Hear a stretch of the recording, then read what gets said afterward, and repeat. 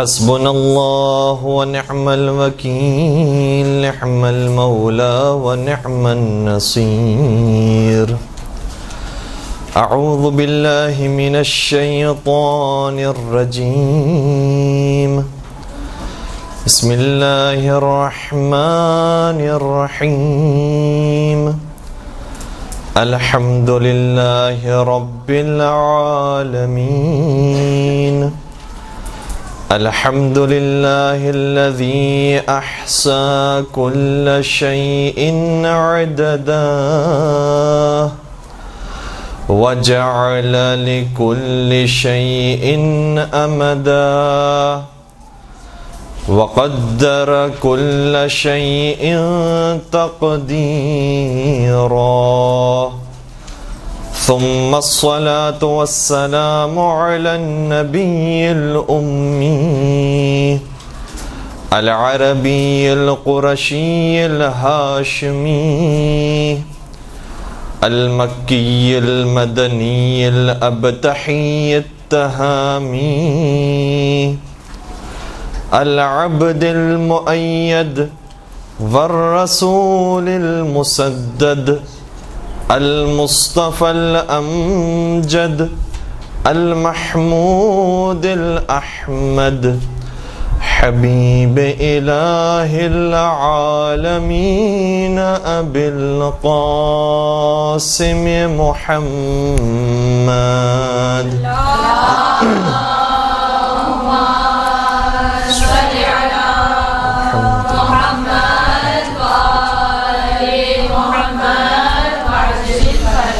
وعلى أهل بيته الطيبين الطاهرين المعصومين المظلومين الذين أذهب الله عنهم الرجس وطهرهم تطهيرا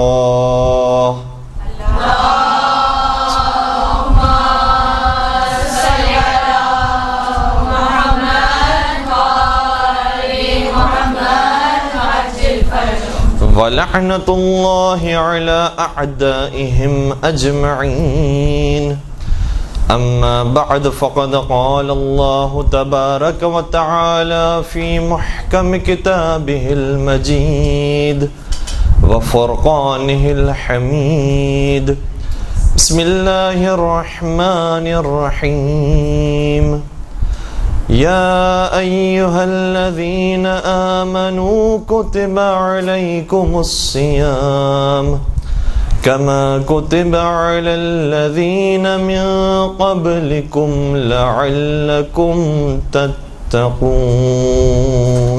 درود پڑھ دیجئے محمد و آل محمد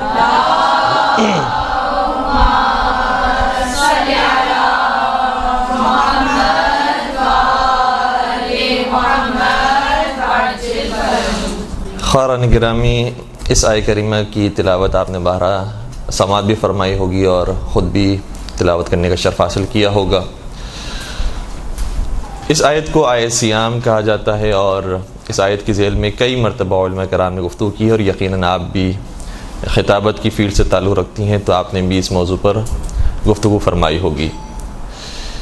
چند اس کے ایسے پہلو کے جس میں شاید ہم یہ محسوس کرتے ہیں کہ کم بات کی گئی ہے، کوشش کریں گے کہ اس پر گفتگو کی جا سکے۔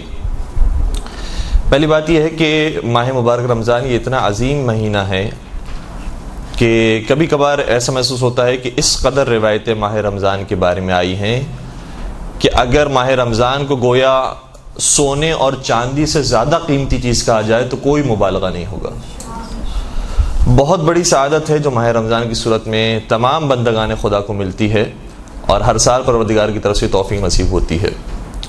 مختلف تعبیرات ماہ رمضان کی اہمیت کے بیان کے لیے آئی ہیں، لیکن ہم ان ساری تعبیرات کو شاید ایک مجموعے کے اندر اگر جمع کریں تو یہ ہوگی کہ ماہ مبارک رمضان کے کم از کم 32 نام ہماری نظروں سے گزرے ہیں۔ مختلف نام اس ماہ مبارک رمضان کو دیے گئے۔ خود رمضان، اس کے بارے میں بھی ایک تعبیر حدیث کے اندر یہ آئی ہے کہ رمضان پروردگار کے ناموں میں سے ایک نام ہے، یعنی گویا یہ شہر رمضان یا ماہ رمضان نہیں ہے بلکہ ماہ خدا ہے۔ اور ایک خطبے کے اندر جو نبی اکرم کا ہے اس میں بھی اس مہینے کو شہر اللہ کے نام سے نبی اکرم نے پکارا ہے، یہ اللہ کا مہینہ ہے۔ یعنی محسوس یہ ہوتا ہے کہ جیسے ویسے تو سارے مہینے اللہ کے مہینے ہیں، ماہ محرم ہو، صفر ہو، ربیع الاول ہو، ربیع ثانی ہو، تمام مہینے پروردگار کے مہینے ہیں، لیکن اس کی مثال ایسی ہے کہ جیسے ہم سب پروردگار کے بندے ہیں، لیکن پروردگار ہمارے بارے میں یہ تعبیر استعمال نہیں کرتا ہے کہ جو تعبیر اس نے اپنے حبیب کے بارے میں استعمال کی ہے، اور ہمیں بھی یہ حکم دیا ہے کہ ہمارے حبیب کو پکارو تو اس انداز سے پکارو۔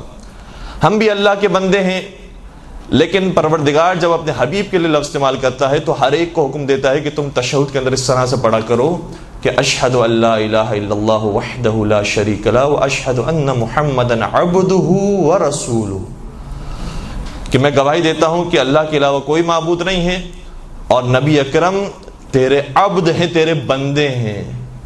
تو کیا ہم تیرے بندے نہیں ہیں؟ ہم بھی تیرے ہی بندے ہیں، لیکن مجھے پسند ہے کہ محمد مصطفیٰ کو میں اپنا بندہ کہوں، مجھے پسند ہے کہ میں علی مرتضیٰ کو اپنا بندہ کہوں، مجھے پسند ہے کہ میں حسین سید الشہداء کو اپنا بندہ کہوں۔ تو بندے سب ہیں، لیکن پروردگار اپنے سے منسوب کرنا اگر کسی کو چاہتا ہے تو ان ہستیوں کو چاہتا ہے۔ اسی طریقے سے مہینے سارے خدا کے ہیں، لیکن خدا اگر اپنے سے منسوب کسی مہینے کو کرنا چاہتا ہے تو وہ ماہ مبارک رمضان کا مہینہ ہے۔ اس قدر اہمیت اس مہینے کو دی گئی کہ خدا سے منسوب ہو گیا۔ اس کے بعد ایک خطبہ جو خود نبی اکرم کا ہے، اور ویسے تو ایک تفصیلی خطبہ ہے جو تقریباً 1 صفحہ یا 1.5 صفحے کا ہے، عیون اخبار الرضا میں شیخ صدوق علیہ رحمٰن نے اس خطبے کو نقل کیا، اور اس کے بعد بہت ساری دوسری کتابوں کے اندر بھی موجود ہے۔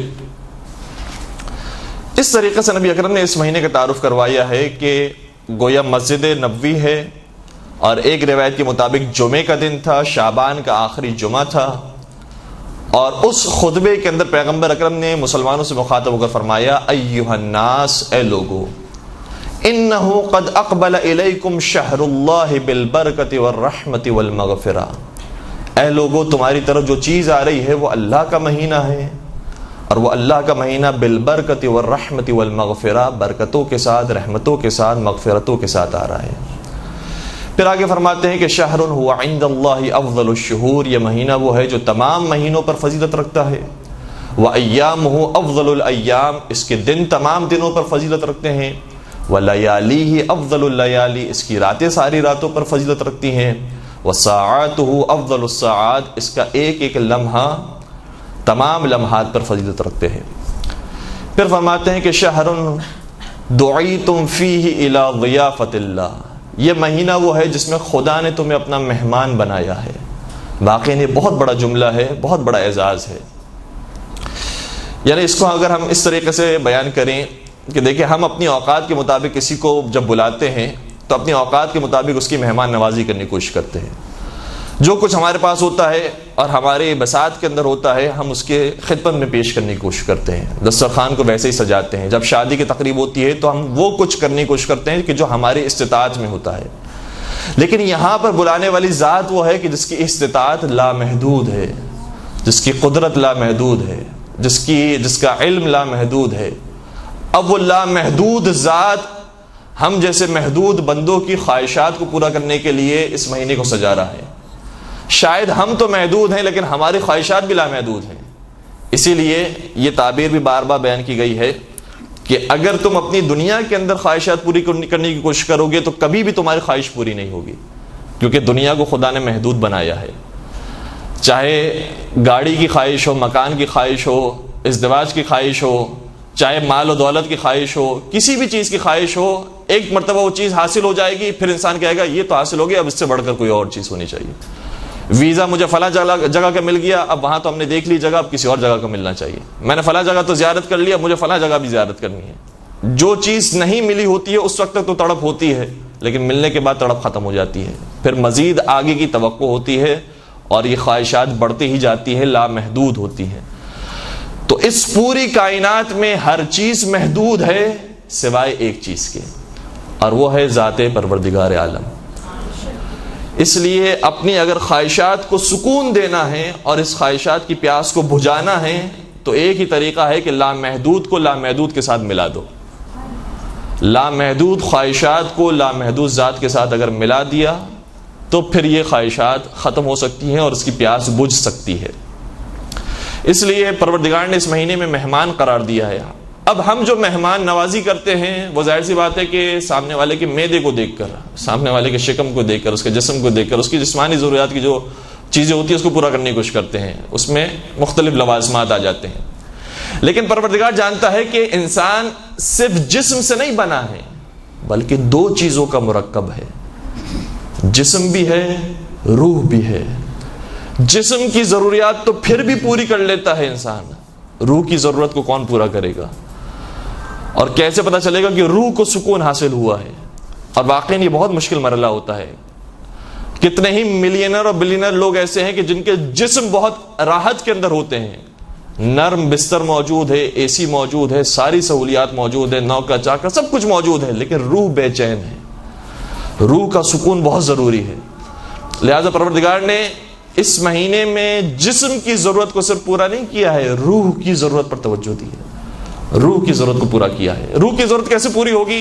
وہ جو بات ابھی اجمالی طور پر بیان کر گیا کہ انسان اگر خدا سے متصل ہو جائے تو روح کی تشنگی ختم ہو جاتی ہے۔ خدا سے متصل کرنے کے لیے کیا کیا جائے؟ اب خدا کیا کر سکتا ہے؟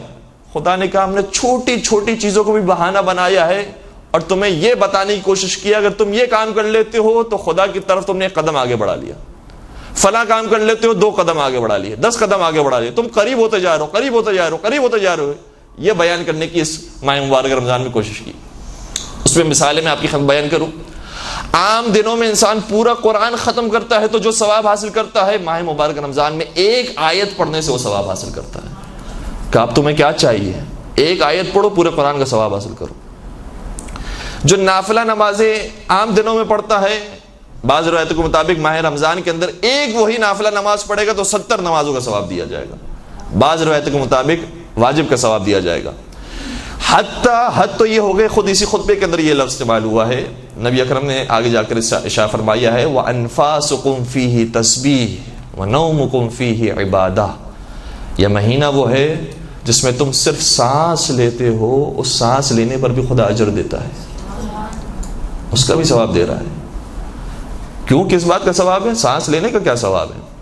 شاید اب اس کے اندر وجوہات کیا ہوں گی وہ تو خدا جانے اور حضرت مصطفیٰ جانے، لیکن جو ہمیں بات سمجھ میں آئی ہے وہ یہ ہے کہ اگر انسان سانس بھی لے رہا ہے اور کوئی مستحب عمل انجام نہیں دے رہا، کوئی واجب عمل انجام نہیں دے رہا، مباح کام کر رہا ہے، تو اس پر بھی خدا نے اس لیے ثواب رکھا ہے کیونکہ کم از کم میرا بندہ حرام تو نہیں کر رہا۔ حرام نہ کرنے کا بھی ثواب ہے، یعنی مباح کر رہو، یہاں پر انسان بیٹھا ہوا ہے، سویا ہوا ہے، آرام کر رہا ہے، یا ویسے ہی پیر پھیلا کر انسان سکون کے عالم میں ہے، سانس لے رہا ہے، کہ اس سانس لینے پر بھی ثواب ہے۔ کم از کم تم گناہ تو نہیں کر رہے ہو، گانے تو نہیں سن رہے ہو، غیبتیں تو نہیں کر رہے ہو، اس پر بھی میں نے ثواب دے دیا۔ تو خدا نے ماہ مبارک رمضان میں روح کو بلند کرنے کی کوشش کی ہے، یہ روح تھوڑی سی اور اوپر آ جائے، تھوڑا سا فاصلہ کم کرے، خدا کے قریب ہوتے جائے۔ اس لیے خدا نے ہماری گویا دستگیری فرمائی ہے، کھینچنے کی کوشش کی ہے کہ اب تم تھوڑا سا بلند ہو، اب تھوڑا سا بلند ہو۔ ظاہر چھٹے سرکار حضرت امام جعفر صادق علیہ السلام کی حدیث ہے،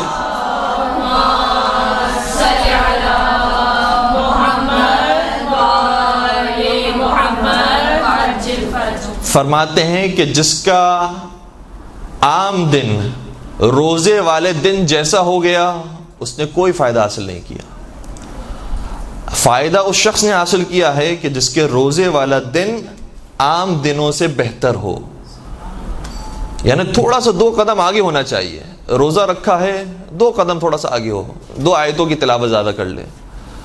ویسے اگر سارا سال آدھا گھنٹے قرآن کریم کو دیتے ہیں، ماہ مبارک رمضان میں ایک اور آدھا گھنٹے کا اضافہ کر لیں، 1 گھنٹے تلاوت کریں۔ ویسے سارا سال روزانہ فرض کیجئے کہ ہم 50 روپے صدقہ نکالتے ہیں، اب ماہ رمضان کے اندر 50 کو 100 کر دیں، تھوڑا سا آگے، تھوڑا سا ایک قدم کر کے انسان آگے بڑھنے کی کوشش کریں تو پھر پروردگار کے قریب ہوتا جائے گا اور اس کو روحانی سکون حاصل ہوتا جائے گا، جو بہت مشکل کام ہے اور یہ بڑے بڑے پیسے والوں کو نصیب نہیں ہے۔ البتہ ائمہ اطہار علیہم السلام کی سیرت میں جو ہمیں نظر آتا ہے اس میں وہ ایسی اپرچونٹی کو بالکل بھی مس نہیں کرتے۔ ہم تو اگر شاید آدھے گھنٹے کے بجائے 1 گھنٹہ دے دیں قرآن کریم کو تو یہ بہت بڑی بات ہو گئی، ہم میں بہت تبدیلی آ گئی. لیکن ائمہ علیہم السلام ماہ مبارک رمضان میں بعض روایتوں کے مطابق 40 قرآن ختم کر لیا کرتے تھے. اللہ اکبر، 40 قرآن کریم ان 30 دنوں کے اندر کیسے ختم ہو سکتے ہیں؟ مسلسل زحمتیں، مسلسل عبادتیں. اور پیغمبر اکرم اپنا بستر لپیٹ دیا کرتے تھے. اب سونے کا وقت کم کر دیا ہے، دوسری جو چیزیں ہیں اس کا وقت کم کر دیا ہے، صرف پروردگار کی بندگی، عبادت. البتہ عبادت کے اندر بہت سارے پہلو ہیں جو اس خطبے کے اندر بھی بیان ہوئے ہیں کہ بچوں سے پیار محبت سے بات کی جائے، بزرگوں کا احترام کیا جائے، انہیں توقیر دی جائے، ان کی تعظیم کی جائے، عزت دی جائے، حسن اخلاق سے پیش آیا جائے. اس خطبے کے اندر یہ آیا ہے کہ جو شخص پل صراط سے آسانی سے گزرے گا وہ شخص ہوگا کہ جو خوش اخلاقی کا مظاہرہ کرتا ہو. پھر نافلہ نمازوں کی بات بیان کی گئی ہے، قرآن کریم کی بات بیان کی گئی ہے، افطار کروانے کا ذکر کیا گیا ہے. حتیٰ چھوٹی سی کھجور کے ذریعے کچھ معمولی چیز بھی تم اللہ کی راہ میں دینا شروع کرو. بس آغاز کر دے انسان اس مہینے کے اندر تاکہ روح مضبوط سے مضبوط تر ہوتے جائے اور اس کی تشنگی مٹنا شروع ہو. پھر نبی اکرم ارشاد فرماتے ہیں انفاسکم فیہ تسبیح، اس مہینے میں تمہارا سانس لینا تسبیح کا ثواب رکھتا ہے. ونومکم فیہ عبادہ، اس مہینے میں تمہارا سو جانا بھی عبادت کا ثواب رکھتا ہے. کیسے ممکن ہے کہ سو جانا عبادت کا ثواب رکھتا ہو؟ نماز عبادت ہے، روزہ عبادت ہے، حج عبادت ہے، زکوٰۃ عبادت ہے، سونا کیسے عبادت ہو سکتی ہے؟ ہمیں یقین نہیں آتا اگر ہمیں علی مرتضیٰ کا سونا یاد نہ آتا. مولا کائنات نے بستر رسول پر سو کر دکھایا ہے کبھی کبھار سونا بھی عبادت ہوتا ہے. تو جو فضیلت علی مرتضیٰ کو حاصل ہوئی ہے وہ فضیلت رمضان کے ہر روزے دار کو مل سکتی ہے. البتہ فضیلتوں کے اندر فرق رہے گا، لیکن بہرحال فضیلت کے دائرے میں داخل ہو جائے گا انسان کہ سونے کے ذریعے بھی انسان اگر ثواب حاصل کرنا چاہے تو اس ذریعے بھی ثواب حاصل کرے گا. اگر اس کا سونا حلال ہے تو بالکل ثواب کا مستحق قرار پائے گا. پھر آگے شاہ فرماتے ہیں وَعَمَلُكُمْ فِيهِ مقبول، اس مہینے میں تمہارا ہر عمل قبول کر لیا جاتا ہے. اب اور کیا چاہیے؟ باقی مہینوں میں انسان سوچتا ہے میں نے فلاں غلطی کر لی، فلاں غلطی کر لی، شاید عمل قبول نہیں ہوگا. سارے عمل قبول ہو رہے اس مہینے کے اندر. وَدُعَاؤُكُمْ فِيهِ مستجاب، اس مہینے میں دعائیں مستجاب ہو جاتی ہیں. جب یہاں تک نبی اکرم پہنچے ہیں تو یہاں پہنچنے کے بعد نبی اکرم نے فرمایا اب ایک دعا کرو. وہ دعا کون سی کرو؟ میں ابھی اپنے لیے بھی اور آپ سب کے لیے بھی ایک فل ان دا بلینکس چھوڑ کر جاتا ہوں. ہمیں سب کو ماہ رمضان میں کوئی ایک دعا کرنی چاہیے. وہ کون سی دعا ہے وہ ہم سوچیں. کیا مجھے اپنی اچھی زندگی کے لیے دعا کرنی چاہیے؟ کیا مجھے اپنے بچوں کے لیے، اپنی فیملی کے لیے دعا کرنی چاہیے؟ کیا مجھے اپنے آپ کے لیے، اپنے کیریئر کے لیے دعا کرنی چاہیے؟ مجھے اپنے عزت اور شہرت کے لیے دعا کرنی چاہیے؟ کس چیز کے لیے دعا کرنی چاہیے؟ نبی اکرم کیا فرمائیں گے اس کے اندر، اس دعا کے اندر کون سی دعا ہونی چاہیے؟ اور یہ ساری دعائیں بھی بالکل جائز ہیں، بلکہ اس میں سے اہم دعائیں بھی ہیں، مانگ سکتا ہے انسان، اس میں کوئی مذائقہ نہیں ہے. لیکن اس مہینے کے اندر جو بطور خاص دعا جس کا تذکرہ پیغمبر اکرم نے فرمایا فَاسْأَلُوا اللَّهَ رَبَّكُمْ بِنِيَّاتٍ صَادِقَةٍ وَقُلُوبٍ طَاهِرَةٍ أَن يُوَفِّقَكُمْ لِصِيَامِهِ وَتِلَاوَةِ كِتَابِهِ. پروردگار سے، اپنے رب سے مانگو اس مہینے کے اندر تو دو چیزیں مانگو، اور سچے دل کے ساتھ مانگو اور پاکیزہ دلوں کے ساتھ مانگو. وہ دو چیزیں یہ ہیں ان یوفقکم لصیامہ وتلاوت کتابہ، پروردگار اس مہینے میں ہم سب کو روزہ رکھنے کی توفیق نصیب فرمائے اور تلاوت قرآن کریم کرنے کی توفیق نصیب فرمائے. شاید یہ دو چیز ایسی ہیں کہ جن دو چیزوں کے ذریعے قرآن کریم میں ماہ رمضان کا تعارف پیش کیا گیا ہے. روزوں کے ذریعے تعارف پیش کیا رمضان کا، اور دوسری جگہ پر آیا شہر رمضان الذی انزل فیہ القرآن، رمضان کا مہینہ وہ ہے جس میں قرآن کریم کو نازل کیا گیا ہے. تو یہ دو چیزوں کے ذریعے جس سے پہچان ہے رمضان کی، اس کو صحیح طریقے سے انجام دینے کی ہم سب کو پروردگار توفیق نصیب فرمائے. اس کے بعد پیغمبر اکرم ایک کر کے باقی چیزوں کا ذکر فرماتے ہیں، اور شاید یہ بھی جو جملہ بہت تیزی سے میں کہہ گیا کہ روزے رکھنے کی توفیق نصیب فرمائے. اب روزے رکھنے کی توفیق بھی، روزہ رکھنا کسے کہتے ہیں، خود صحیح روزہ کیا ہے، اس حوالے سے باتیں بہت ساری ہیں. مختصراً آپ کی خدمت میں اگر میں بیان کروں تو اس طریقے سے ہے کہ خود نبی اکرم کے زمانے میں ایک خاتون نے روزہ رکھا اور پھر اپنی نوکرانی کو فحش زبان استعمال کی اور گالیاں دے رہی تھی. نبی اکرم نے فرمایا اس کے لیے کھانا لے کر آ جاؤ. کہنے لگی کہ میں روزے سے ہوں. نبی اکرم نے شاہ فرمایا ایسے روزے کا کیا فائدہ جس روزے کے ساتھ تم فحش زبان کو استعمال کرتی ہو. تو اس کا مطلب یہ ہوا کہ روزہ صرف انسان کے شکم کا روزہ نہ ہو. چھٹے امام امام جعفر صادق علیہ الصلوۃ والسلام شاہ فرماتے ہیں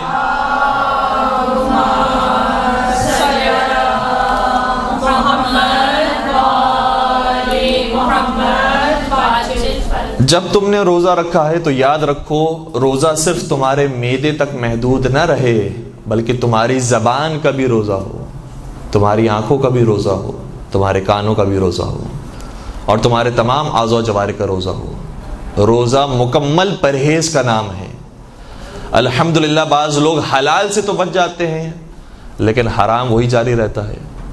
اگر انسان نے اتنی بڑی قربانی دی ہے کہ اپنے آپ پر حلال غذا کو بھی خدا کی خاطر حرام کر دیا ہے تو اسی خدا نے ایک چیز ایسی ہے جس کو سارا سال حرام رکھا ہے, اس سے انسان بچنے کی کوشش شروع کرے اگر خدا نخواستہ نہیں ہے.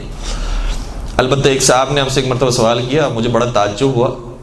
رمضان میں ایک مرتبہ وہ ایک درس کے بعد آئے, انہوں نے کہا کہ کیا روزے کی حالت میں داڑھی بنانے کی اجازت ہے؟ تو ہم نے کہا بالکل ہے, کوئی مسئلہ نہیں ہے, داڑھی بنا سکتے ہیں. بعض دفعہ لوگ خون کے بارے میں سوال کرتے ہیں, خون نکلوانے کی یا انجیکشن لگانے کی اجازت ہے یا نہیں ہے. ایک دفعہ داڑھی کا سوال کیا, بڑا تعجب ہوا. ہم نے کہا کہ کیوں, داڑھی کے بارے میں تو کوئی ایسی کوئی دو رائے نہیں ہے کہ آپ سوال کریں کہ داڑھی منڈوانا جائز ہے, یا داڑھی شیو کرنے سے مراد یہ ہے کہ خط بنوانا جس میں داڑھی باقی رہے, تو اس میں تو کوئی مذائقہ نہیں ہے, اس میں کیا حرج ہے. تو انہوں نے کہا کہ نہیں, آپ کی زبانی ہم نے سنا ہے کہ روزہ سارے جسم کا روزہ ہوتا ہے. تو ہم نے کہا کہ داڑھی کا بھی روزہ ہوتا ہوگا, شاید داڑھی منڈوانے کی بھی رمضان میں اجازت نہیں ہوگی اور خط بنانے کی بھی حتیٰ اجازت نہیں ہوگی. تو ہم نے آپ سے پوچھ لیا کہ اس کا بھی روزہ نہ ٹوٹ جائے.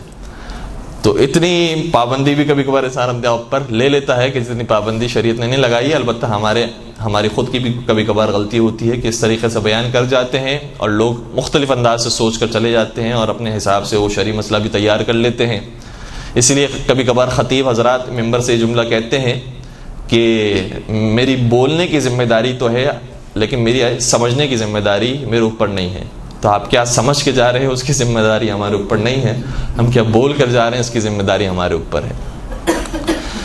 تو بہرحال پورے اعضاء و جوارح کا انسان روزہ رکھے اور پرہیز کرے تمام برائیوں سے. مولا متقیان امیر المؤمنین حضرت علی ابن ابی طالب علیہ الصلوۃ والسلام شاہ فرماتے ہیں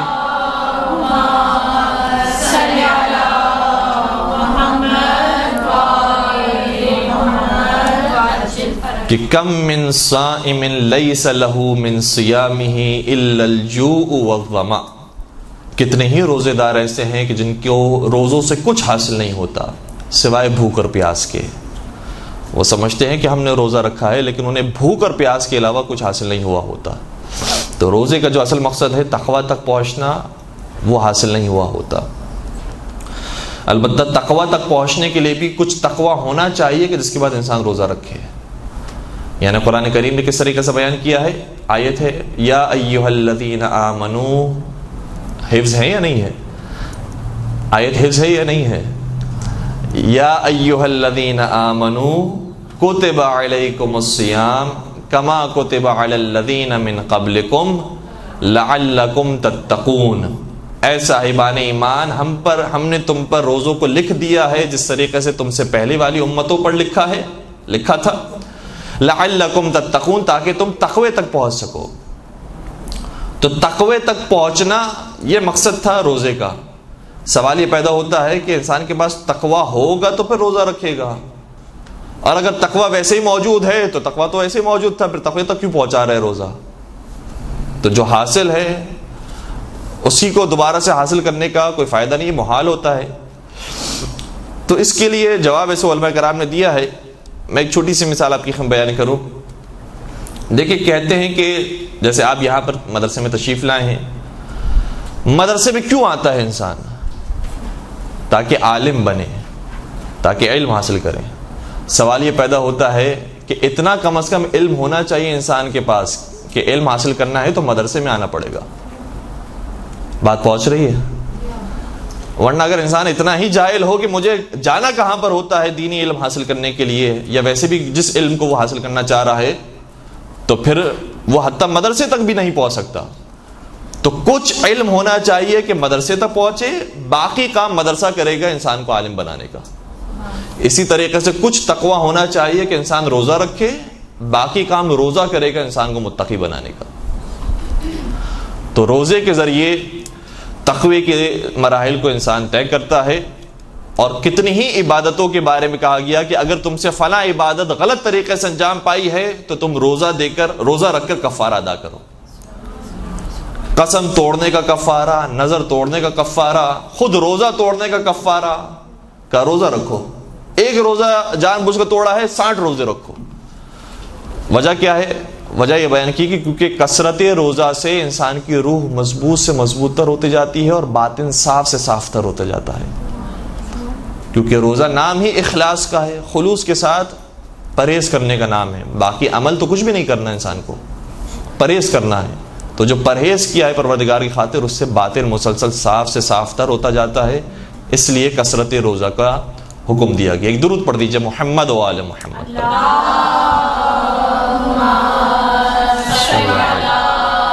محمد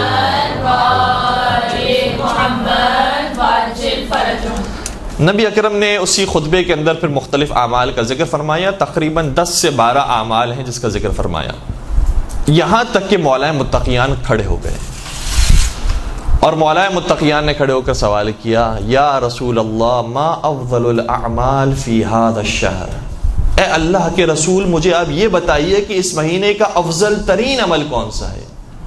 یہ خود سوال اتنا خوبصورت ہے جو بتا رہا ہے کہ یہ کوئی معمولی شاگرد نہیں ہے جو سوال کر رہا ہے، یعنی کبھی کبھار سوال ہی بتا دیتے ہیں کہ شاگرد کس لیول کا ہے۔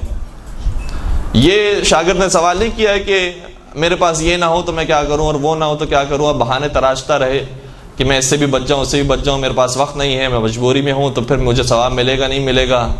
جس طریقے سے کبھی کبھار انسان جب درس میں شریک ہوتا ہے، کسی کلاس میں جاتا ہے، تو اگر میں مریض ہو گیا تو پھر میری پریزنٹ لگ جائے گی نہیں لگے گی، میرا فلاں کام ہے تو میری حاضری لگ جائے گی نہیں لگے گی، تو اپنی مشکلات کو بیان کرتا ہے۔ مولا نے فرمایا یہ مشکلات جتنی بھی آپ نے بیان کی ہے یا جتنی بھی عبادتیں بیان کی ہے وہ تو انجام دینی ہے، لیکن ان میں بھی سب سے افضل کون سی ہے وہ مجھے بتائیے، میں بیسٹ کو اختیار کرنا چاہتا ہوں، افضل ترین عبادت کو۔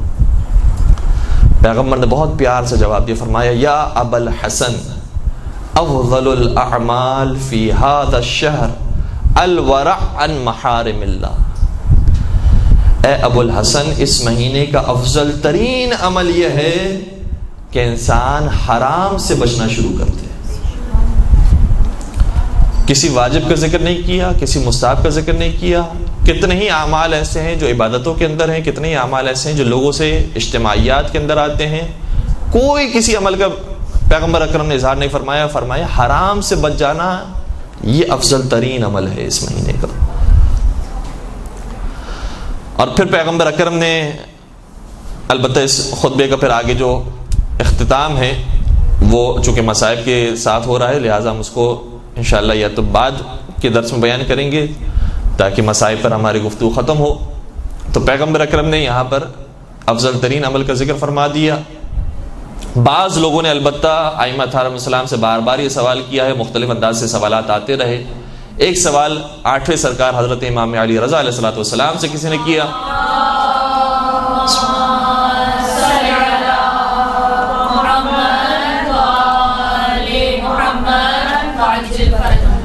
عرض کرنے لگا کہ فرزند رسول بتائیے کہ کیوں پروردگار نے 30 روزوں کو فرض کیا ہے، پورا مہینہ کیوں روزے رکھنا ہے؟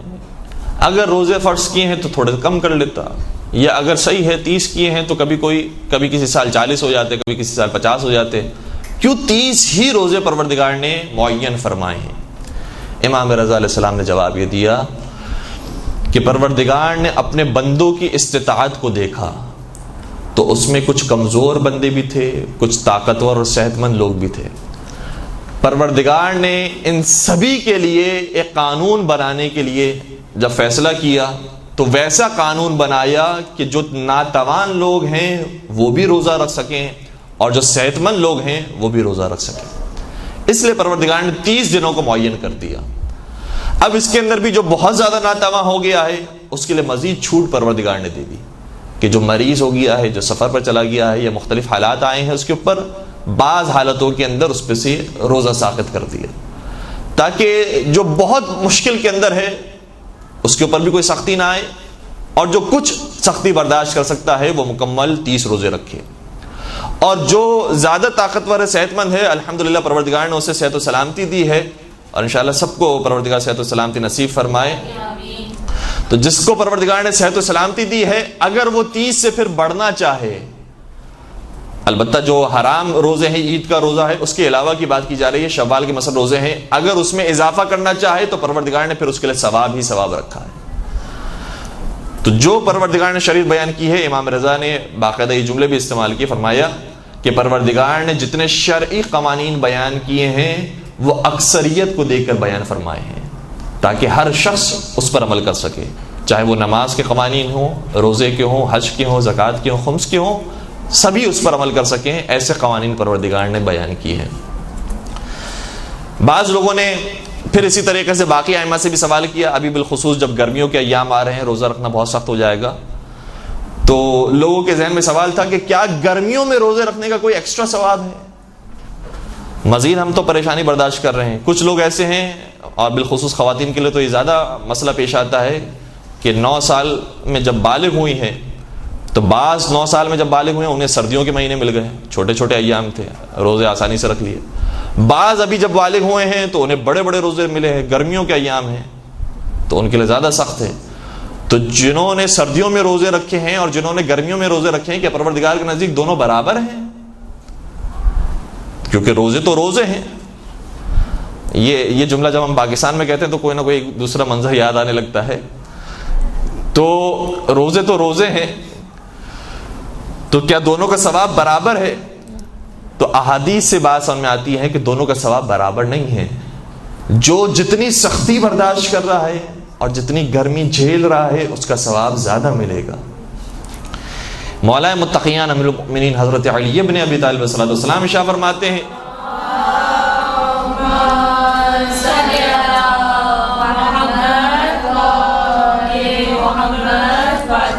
فرمایا حبب الی من دنیاکم ثلاثۃ، مجھے تمہاری دنیا سے 3 چیزیں پسند آئی ہیں۔ کیا خوبصورت تعبیر ہے، نہیں فرمایا مجھے میری دنیا سے، مجھے اس دنیا سے، فرمایا مجھے تمہاری دنیا سے جس کے پیچھے تم بھاگ رہے ہو، اس دنیا سے مجھے کچھ پسند نہیں آیا سوائے 3 چیزوں کے۔ ان میں سے جو 3 چیزوں کا ذکر فرمایا اکرام الضیف والصوم فی الصیف والضرب فی سبیل اللہ بالسیف۔ پہلی چیز جو مجھے تمہاری دنیا سے پسند آئی ہے وہ یہ ہے کہ تمہاری دنیا کے اندر مہمانوں کا جو احترام کیا جاتا ہے، اس کو جو عزت دی جاتی ہے، وہ مجھے بہت پسند ہے، اور پروردگار کو یہ چیز پسند ہے کہ مہمانوں کی عزت کی جائے، اس کو احترام کیا جائے۔ اور وہ علی مرتضیٰ کہ جو سائل کو تو کبھی خالی ہاتھ لوٹاتے ہی نہیں تھے۔ عام حالات تو عام حالات، نماز میں بھی اگر کوئی سائل آ جائے تو اسے بھی خالی ہاتھ نہیں لوٹایا کرتے تھے۔ تو سائلوں کی، مہمانوں کی بہت خاطر تواضع مولا متقیان فرمایا کرتے تھے، اپنا حصہ بھی نکال کر دے دیا کرتے تھے، نہ صرف خود دیا کرتے تھے بلکہ پورا گھرانہ وہ ہوتا تھا جو یتیم مسکین اور اسیر کو کھانا کھلاتا تھا۔ تو اکرام الضیف، مہمانوں کی عزت اور ان کا احترام کرنا، یہ مولا کو بہت پسند ہے۔ دوسرا جملہ میں دوسرے کو آخر میں بیان کر رہا ہوں، تیسرے کو پہلے آپ کی خدمت بیان کر رہا ہوں، والضرب فی سبیل اللہ بالسیف، اور میدان جنگ میں تلوار چلانا اللہ کی خاطر وہ علی کو بہت پسند ہے۔ اور اس میں تو واقعاً کوئی دو رائے ہو ہی نہیں سکتی کہ جتنے بھی صدر اسلام کے مسلمان تھے ان میں واقعاً حق ادا کیا ہے اگر جہاد کا تو علی مرتضیٰ نے ادا کیا۔ اور آخری چیز بیان فرمائی والصوم فی الصیف، اور علی مرتضیٰ کو تمہاری دنیا سے گرمیوں کے روزے بہت پسند ہیں۔ باقاعدہ لفظ استعمال کیا، گرمیوں کے روزے مجھے بہت پسند ہیں۔ اس کا مطلب گرمیوں کے روزوں کا ثواب اور ہوگا جو عام روزوں کے مقابلے میں ہے۔ چھٹے سرکار حضرت امام جعفر صادق علیہ الصلوۃ والسلام نے شاہ فرمایا ہے، بسم اللہ الرحمن الرحیم،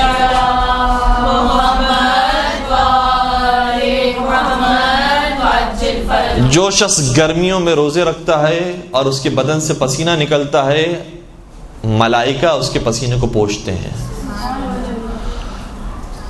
اور اس کے لیے استغفار کرتے ہیں. اور پھر اب یہ جو حصہ میں آپ کی خدمت بیان کر رہا ہوں اس کی توضیح اور اس کی وضاحت آئے گی. اور پھر جو انسان اس حالت میں بھوکا رہتا ہے اور اتنے طویل عرصے تک بھوکا رہتا ہے یہاں تک کہ افطار کے وقت پہنچ جاتا ہے, تو افطار سے پہلے تک اس کے دہن سے جو بو آتی ہے ملائکہ کو بو بہت پسند ہے. اب اس کا یہ مطلب نہیں ہے کہ انسانوں کو بھی پسند ہے.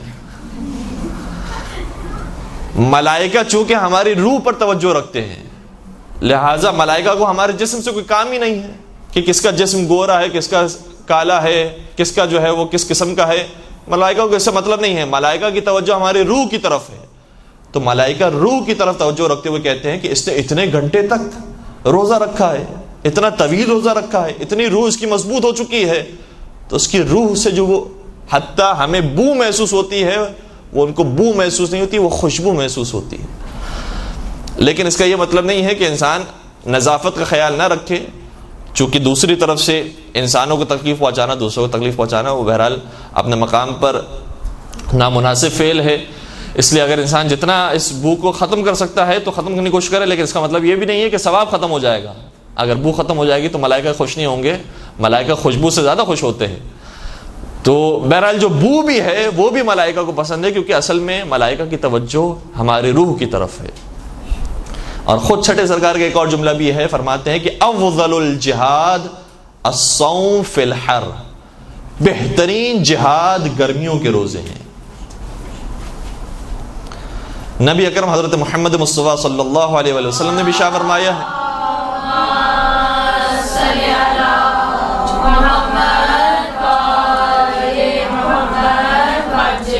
فرمایا ہے کہ الصوم فی الشتاء الغنیمت الباردہ. بڑا خوبصورت جملہ ہے. فرمایا کہ گرمیوں کے روزے بڑی غنیمت ہے. کیوں غنیمت ہے؟ کیونکہ گرمیوں کے روزے بہرحال انسان کو تو گزارنے ہی ہیں, تو جو روزے ویسے ہی گزارنے ہی ہیں, واجب کی نیت سے ہی گزارنے ہیں, واجب انسان پر رکھنا ضروری ہے, لیکن اس واجب کو جو ادا کر رہا ہے تو اس واجب کے مقابلے میں خود بخود اس کا ثواب زیادہ ملے گا کہ جس میں اس نے زیادہ سختی برداشت کی ہے اور زیادہ عرصے کے لیے روزہ رکھا ہے. تو فرماتے ہیں الصوم فی الشتاء, اس کا میں لفظی ترجمہ آپ کی خدمت بیان کروں, الصوم فی الشتاء گرمی کے روزے, الغنیمت الباردہ ٹھنڈی غنیمت ہے, ٹھنڈی غنیمت ہے گرمیوں کے روزے.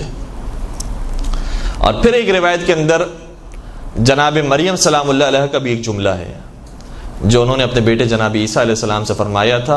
جب جناب مریم سلام اللہ علیہ کو دفنا دیا گیا, ان کی روح پرواز کرنے لگی, جناب عیسیٰ وہ جو مردوں کو زندہ کر دیا کرتے تھے, اپنی والدہ کی جاتی ہوئی روح سے سوال کرتے ہیں کہ اے مادر گرامی, کیا آپ کا دل چاہتا ہے کہ دوبارہ اس دنیا میں پلٹ کر آ جائیں؟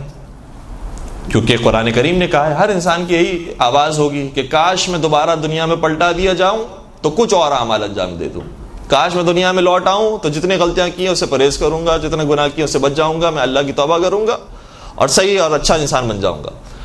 تو کیا آپ کی بھی تمنا یہ ہے کہ آپ دنیا میں واپس آ جائیں؟ جناب مریم سلام اللہ علیہ نے شاہ فرمایا, اے میرے بیٹا, میری تو کوئی خواہش نہیں کہ میں دوبارہ دنیا میں لوٹوں, میں نے اپنے مقام کو دیکھ لیا, میں نے جنت کو دیکھ لیا, میری کوئی تمنا کوئی آرزو نہیں ہے. اور ویسے بھی جناب مریم پر جو سختیاں تھیں وہ بہت زیادہ تھیں. یعنی ایک سختی ہوتی ہے کہ انسان کو مارا جائے, پیٹا جائے, جیسے جناب آسیہ سلام اللہ علیہ کے حوالے سے فرعون نے کام کیے تھے. لیکن دوسری تکلیف ہوتی ہے جو ذہنی تکلیف ہے, روحانی تکلیف ہے, روحی تکلیف ہے, نفسیاتی تکلیف ہے, کہ جناب مریم جیسی پاک خاتون, پاک و پاکیزہ پاک دامن خاتون, ان پر طرح طرح کی تہمتیں یہودیوں نے لگائی اور بہت لعن طعن کا انہوں نے اظہار کیا, جس کی وجہ سے جناب مریم کو بہت تحمل کا اظہار کرنا پڑا, بہت برداشت کیا جناب مریم سلام اللہ علیہ. تو فرمانے لگی کہ میرا تو دل نہیں چاہتا کہ میں اس دنیا کی طرف واپس پلٹ کر آؤں سوائے دو کاموں کے. باقاعدہ روایت کی جملہ یہ ہے, میں دو کام کرنے کے لیے دل چاہتا ہے کہ دوبارہ اسی دنیا میں آؤں.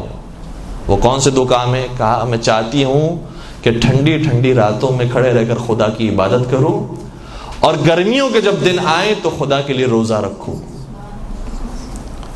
تو جس چیز کی خاطر جناب مریم کا لوٹنے کا دل آتا ہے وہ چیز ہمارے آپ کے پاس موجود ہے, وہ زندگی ہمارے پاس موجود ہے, اور وہ دن بھی ابھی آنے والے ہیں جو واقعی گرمیوں کے دن ہیں. بہرحال برداشت تو ہے اپنے مقام پر اور واجب تو ادا کرنا ہی ہے، لیکن اس نیت سے انسان واجب کو ادا کرے کہ میں جتنی سختیاں جھیل رہا ہوں اتنا ہی مقام پروردگار کے حضور میرا بڑھتا جا رہا ہے، تو پھر سختیاں جھیلنے میں لطف آتا ہے. جب انسان کو اندازہ ہو کہ کوئی دیکھنے والا ہے، کوئی جاننے والا ہے کہ میں نے کتنی سختیاں برداشت کی ہیں، تو پھر سختیاں انسان آسانی سے جھیل پاتا ہے. تو یہ گرمیوں کے روزے انشاءاللہ پروردگار خیر و عافیت سے گزارے اور ہمیں صحیح طریقے سے روزہ رکھنے کی توفیق نصیب فرمائے. ایک مختصر سا لطیفہ بھی آپ کے بیان کروں اور پھر بات کو میں ختم کر دوں. ناصر الدین قاشاری ایک ایران کا بادشاہ ہے. ہمارے ایک مجتہد مرزا شیرازی، آیت اللہ مرزا شیرازی کے زمانے میں اس بادشاہ نے خط لکھا ہمارے مجتہد کو، کہا کہ دیکھیں مجتہد صاحب، روزے تو سب پر واجب ہیں، میں روزہ رکھوں گا تو ظاہر سی بات ہے کہ پیٹ خالی ہو جائے گا، کمزوری آ جائے گی، پھر میں غلط فیصلے بھی کر دوں گا، تو کوئی ہو سکتا ہے کہ ملزم میرے سامنے پکڑ کر لایا جائے، مجھے غصہ آ جائے، خالی پیٹ ہوگا، میں ہو سکتا ہے کہ اس کو ڈبل سزا دے دوں. تو کیا میرے لیے کوئی اجازت ہے کہ کوئی میرے لیے معافی ہے کہ میں اپنا روزہ چھوٹا کر لوں یا روزہ نہ رکھوں؟ کوئی معافی مل سکتی ہے مجھے یا نہیں مل سکتی؟ تو مرزا شیرازی نے بڑا خوبصورت جواب دیا، کہا کہ روزہ حکم پروردگار ہے، لہذا حکم پروردگار تو تبدیل نہیں ہو سکتا، لیکن تو حاکم پروردگار نہیں ہے، لہذا تو تبدیل ہو سکتا ہے. جن کے سامنے میں آگے درود پڑھ دیجیے محمد و آل محمد.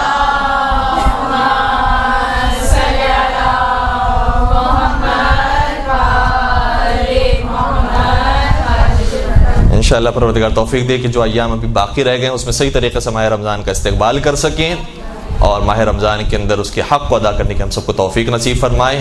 حضرت حجت کے ظہور میں تعجیل فرمائے، ان کے عاشقین محبین میں ہم سب کا نام شامل فرمائے. ربنا تقبل منا انک انت السمیع العلیم وتب علینا انک انت التواب الرحیم برحمتک یا ارحم الراحمین. برحمتک یا ارحم الراحمین.